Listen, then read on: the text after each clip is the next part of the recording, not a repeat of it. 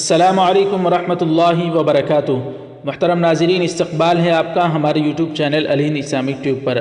Asia کا عظیم دینی ادارہ ام المدارس دارالعلوم دیوبند نے قربانی اور عید الاضحیٰ کے متعلق نہایت ہی اہم فتویٰ جاری کیا ہے، جس کو الہند اسلامک ٹیوب کی جانب سے ہم آپ حضرات کی خدمت میں پیش کرنے کی سعادت حاصل کر رہے ہیں۔ ناظرین اکرام، یہ فتویٰ نہایت ہی اہم ہے اور بہت طویل بھی ہے، اس لیے یہ ویڈیو تھوڑی لمبی ہو سکتی ہے، لیکن آپ سے گزارش ہے کہ مکمل سماعت فرمائیں۔ اور اس فتوے میں بہت ہی زیادہ اہم باتیں ہیں، جیسے ہم قربانی کیسے ادا کریں، قربانی کے بغیر صدقہ کر دیں تو وہ کیسا ہے، اور نماز عید کے متعلق بہت ہی اہم باتیں اس میں کہی گئی ہیں، لہذا اس کو بغور سماعت فرمائیں۔ ویڈیو کو شروع کرنے سے پہلے آپ سے ایک گزارش ہے کہ اگر ابھی تک آپ نے ہمارے چینل کو سبسکرائب نہیں کیا تو برائے مہربانی سبسکرائب فرما کر بیل آئیکن پر کلک کر کے آل پر کلک کرتے ہیں، جزاک اللہ۔ تو چلیے ناظرین، اب شروع کرتے ہیں اس فتوے کو۔ ایک اور بات میں آپ کو بتاتا چلوں بڑی خوشی کی کہ دارالعلوم دیوبند کا جو دارالافتاء کا ویب سائٹ ہے، الحمدللہ اس کو ایک نئے طریقے کے ساتھ اور نئے ڈیزائن کے ساتھ یہ منظر عام پر آ چکا ہے۔ بہرحال ایک اچھی خبر ہے، اللہ تعالیٰ اس ادارے کی حفاظت فرمائے۔ چلیے ناظرین، شروع کرتے ہیں اس فتوے کو۔ بسمہ تعالی۔ حضرات مفتیان اکرام دارالافتاء دارالعلوم دیوبند، السلام علیکم ورحمۃ اللہ وبرکاتہ۔ عید الاضحیٰ کا وقت قریب ہے۔ موجودہ حالات کے تناظر میں بعض لوگوں کی طرف سے بات سامنے آئی ہے کہ اس سال حالات کے پیش نظر قربانی کے بجائے اتنی رقم کے ذریعے غرباء، مساکین اور محتاجوں کی مدد کر دی جائے، یہ بات کہاں تک صحیح ہے؟ نیز نماز عید اور قربانی کے تعلق سے ضروری ہدایات کے بارے میں بھی لوگ سوال کر رہے ہیں۔ اس سلسلے میں اگر کوئی جامع اور مختصر تحریر مرتب کر لی جائے تو مناسب معلوم ہوتا ہے۔ فقط والسلام۔ قائم مقام محتمم دارالعلوم دیوبند، یکم ذی الحجہ سن 1441 ہجری۔ ناظرین اکرام، جواب ملاحظہ فرمائیں۔ بسم اللہ الرحمن الرحیم۔ اسلام میں قربانی کی حیثیت ایک مستقل عبادت کی ہے۔ قرآن کریم میں خود حضرت نبی کریم صلی اللہ علیہ وسلم کو قربانی کرنے کا حکم دیا گیا ہے۔ چنانچہ حضور صلی اللہ علیہ وسلم نے مدینہ ہجرت کرنے کے بعد مسلسل 10 سال قربانی کا اہتمام فرمایا ہے۔ ترمذی شریف کی حدیث ہے۔ احادیث نبویہ میں بھی اس کی فضیلت آئی ہے۔ ایک حدیث میں ہے کہ حضرت نبی کریم صلی اللہ علیہ وسلم سے صحابہ کرام رضی اللہ عنہم نے پوچھا کہ یا رسول اللہ، یہ قربانی کیا چیز ہے؟ آپ نے فرمایا، تمہارے باپ حضرت ابراہیم علیہ السلام کا طریقہ ہے۔ ابن ماجہ۔ دوسری حدیث میں ہے کہ قربانی کا پہلا قطرہ زمین پر گرنے ہی سے گناہوں کی مغفرت کر دی جاتی ہے۔ طبرانی۔ دوسری طرف وسعت کے باوجود قربانی نہ کرنے والوں پر حضور صلی اللہ علیہ وسلم نے سخت ناراضگی کا بھی اظہار فرمایا ہے۔ حدیث میں ہے کہ جو شخص قربانی کی گنجائش رکھے اور قربانی نہ کرے وہ ہماری عیدگاہ میں نہ آئے۔ مستدرک حاکم کی روایت ہے۔ حکیم الامت مجدد الملت حضرت مولانا اشرف علی تھانوی رحمۃ اللہ علیہ اس حدیث کے تحت لکھتے ہیں کہ اس سے کس قدر ناراضگی ٹپکتی ہیں۔ کیا کوئی مسلمان رسول اللہ صلی اللہ علیہ وسلم کی ناراضی کی سہار کر سکتا ہے، یعنی اس کو برداشت کر سکتا ہے؟ حیات المسلمین۔ اس لیے فقہاء اکرام نے ہر عاقل بالغ مرد اور عورت اور مقیم جو صاحب نصاب ہو اس پر قربانی واجب قرار دیا ہے۔ لہذا مسلمانوں کو ایام قربانی میں قربانی کی عبادت پورے اہتمام اور خوش دلی کے ساتھ انجام دینی چاہیے۔ حدیث میں ہے کہ تم لوگ جی خوش کر کے قربانی کرو۔ قربانی کے ایام میں دوسری کسی عبادت کو قربانی کا بدل سمجھنا غلط ہے۔ حضور صلی اللہ علیہ وسلم کا ارشاد ہے، قربانی کے دن میں آدمی کا کوئی عمل اللہ تعالیٰ کے نزدیک قربانی کرنے سے زیادہ پیارا نہیں ہے۔ ابن ماجہ کی حدیث ہے۔ حتیٰ کہ فقہاء اکرام نے لکھا ہے کہ جیسے نماز پڑھنے سے روزہ اور روزہ رکھنے سے نماز کا فریضہ ادا نہیں ہوتا، اسی طرح اگر کوئی شخص قربانی نہ کر کے چاہے کہ وہ جانور یا اس کی قیمت صدقہ کر دے تو اس کی قربانی ادا نہیں ہوگی اور وہ تارک عبادت سمجھا جائے گا اور گنہگار ہوگا۔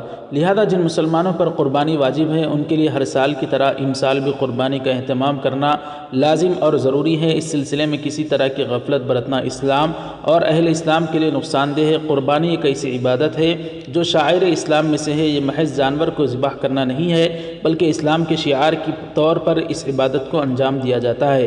اس عبادت کا کوئی بدل نہیں ہو سکتا۔ لہذا قربانی کے بجائے اتنی رقم غرباء، مساکین کو صدقہ کرنے کی بات قطعاً درست نہیں ہے، یہ سراسر ناواقفیت ہے۔ اسلام میں غرباء اور مساکین کی مدد کا مستقل تاکیدی حکم ہے، جس کے لیے صدقات واجبہ اور نافلہ دونوں طرح کے نظام موجود ہیں۔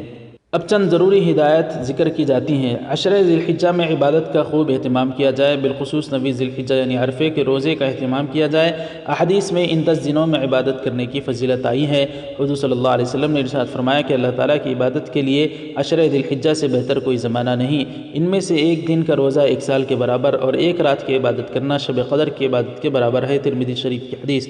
نویں ذی الحجہ کی فجر سے 13ویں ذی الحجہ کی عصر تک فرض نمازوں کے بعد بآواز بلند تکبیر تشریق کا اہتمام کیا جائے۔ تکبیر تشریق یہ ہے: اللہ اکبر لا الہ الا اللہ واللہ اکبر وللہ الحمد۔ عید الاضحیٰ کی 2 رکعت نماز 6 زائد تکبیروں کے ساتھ واجب ہے، اس لیے سنت کے مطابق یہ نماز پورے اہتمام سے حسب شرائط جماعت کے ساتھ ادا کی جائے۔ 10ویں ذی الحجہ کی عید کی نماز کے بعد سے 12ویں کے غروب سے پہلے تک قربانی کی جا سکتی ہے، البتہ پہلے دن قربانی کرنا افضل ہے۔ مسنون طریقے پر قربانی کی جائے۔ جانور کو بائیں پہلو پر قبلہ رخ لٹائیں، یعنی اس کے پیر قبلے کی طرف کر دیں اور اپنا دایاں پاؤں اس کے شانے پر رکھ کر بسم اللہ اللہ اکبر پڑھ کر تیز چھری سے ذبح کریں۔ افضل یہ ہے کہ اپنی قربانی خود اپنے ہاتھ سے ذبح کیا جائے، اگر خود نہ کر سکے تو کم از کم قربانی کے وقت سامنے موجود رہے۔ ذبح کے وقت قربانی کی نیت بھی کی جائے اور دعا پڑھ لی جائے۔ حسب استطاعت اچھے سے اچھا اور اعلیٰ قسم کا جانور ذبح کرنے کی کوشش کی جائے، عیب دار جانور سے احتراز کیا جائے۔ جانور ذبح کرتے وقت ہر ایسے طریقے سے احتراز کیا جائے جس سے جانور کو زیادہ تکلیف ہو، پہلے ہی سارے انتظامات کر لیے جائیں۔ جانور کو بے جا تکلیف پہنچانا گناہ ہے۔ حدیث میں ہے کہ اللہ تعالیٰ نے ہر چیز کے ساتھ حسن سلوک کو فرض قرار دیا ہے، اس لیے کسی جانور کو ذبح کرو تو اچھی طرح کرو۔ مسلم شریف کی حدیث ہے۔ قربانی سے پہلے جانور کے کھانے پینے کا خیال رکھا جائے۔ اسلام میں جانوروں کے بھی مستقل حقوق بتلائے گئے ہیں۔ افضل یہ ہے کہ قربانی کا گوشت 3 حصوں میں تقسیم کر کے ایک حصہ اپنے اہل و عیال کے لیے رکھا جائے، ایک حصہ احباب و اعزاء کے لیے اور ایک حصہ فقراء اور مساکین میں تقسیم کر دیا جائے۔ ایام قربانی میں خاص طور پر صفائی ستھرائی کا اہتمام کیا جائے۔ جانور کے فضلات اور زائد چیزوں کو کسی مناسب جگہ دفنا دیا جائے۔ راستے میں اور عوامی مقامات پر ایسی چیزیں نہ ڈالی جائیں۔ اسلام نے جہاں عموماً صفائی ستھرائی پر زور دیا ہے، اس کو ایمان کا نصف قرار دیا ہے، یعنی نصف ایمان قرار دیا، وہیں راستوں اور گزارگاہوں کی صفائی کو خاص اہمیت دی ہے۔ حضور صلی اللہ علیہ وسلم کا ارشاد ہے کہ راستے سے تکلیف دہ چیز کو ہٹانا ایمان کا ایک حصہ ہے۔ مسلم شریف کی حدیث ہے۔ دارالعلوم دیوبند کے مفتیان اکرام کی یہاں پر دستخط ہے، جس کو مفتی محمود حسن صاحب بلند شہری دامت برکاتہم نے جواب کو صحیح قرار دیا ہے، اور دارالعلوم دیوبند کا یہاں پر ایک دستخط ہے، مہر لگی ہوئی ہے۔ تو دارالعلوم دیوبند نے فتویٰ جاری کیا ہے قربانی کے متعلق کہ صدقہ کرنا قربانی نہ کیے بغیر جن پر قربانی واجب ہے، یہ بالکل غلط ہے، ایسا نہیں کر سکتے۔ ہاں، اسلام میں صدقہ کرنے کی بہت اہمیت بتلائی گئی ہے، لیکن قربانی کرنا ایک الگ امر ہے، صدقہ کرنا دوسرا الگ امر ہے۔ قربانی کیے بغیر صدقہ کرنا، اس سے قربانی ادا نہیں ہوگی جن پر قربانی واجب ہے، اس لیے ضروری ہے کہ قربانی تو ادا کرنا ہی ہے، قربانی ادا کریں گے، اور جو لوگ صدقہ دینا چاہتے ہیں قربانی کے علاوہ وہ دے سکتے ہیں، کوئی روک ٹوک نہیں ہے، لیکن قربانی کیے بغیر صدقہ کرنا دارالعلوم دیوبند کا بھی یہی جواب ہے کہ یہ بالکل غلط ہے، اس طرح سے قربانی ادا نہیں ہوگی۔ نماز عید کے متعلق بھی بہت ہی اہم ہدایت اس میں دی گئی ہیں۔ ناظرین اکرام، یہ ویڈیو اگرچہ کہ بہت لمبی ہو گئی، لیکن امید ہے کہ آپ حضرات نے اس کو بغور سماعت فرمایا ہوگا اور سمجھ گئے ہوں گے۔ اگر آپ کا کوئی سوال ہے تو کمنٹ کر کے پوچھ سکتے ہیں، یا ہماری انسٹاگرام ID عبدالرقیب جمالی پر جا کر فالو کر کے وہاں پر بھی آپ ہم سے سوال کر سکتے ہیں۔ لہذا اس کو زیادہ سے زیادہ شیئر کریں، ہمارے ویڈیو کو لائک کریں، خوب شیئر کریں، چینل کو سبسکرائب فرما کر بیل آئیکن پر کلک کر کے آل پر کلک کر دیں، اپنی رائے کا اس ویڈیو پر اظہار کریں۔ جزاک اللہ، والسلام علیکم ورحمۃ اللہ وبرکاتہ۔